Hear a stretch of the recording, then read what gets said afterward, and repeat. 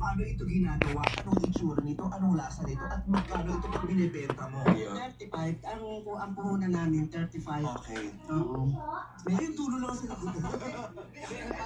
Yung puyo na may mani. Tapos Ano po yun? bilog na may mani. Mani na may asukal. Parang pinagdikit-dikit siya kasi ng arnibal. Yun na yun. Yung lakit ng arnibal, pinagdikit-dikit siya.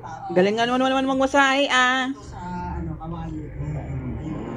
Yan, ganyan, magmasahe. Namin doon. Pero mahirap kainin yung kung pustiso pa.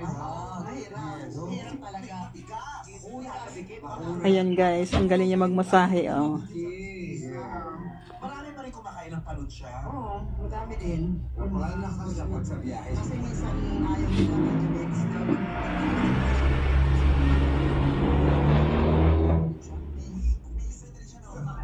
Hindi na natapos.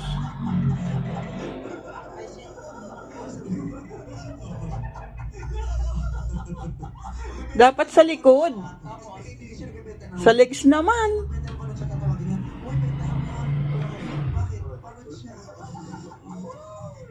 Sa likod mo ako masahin. Ay.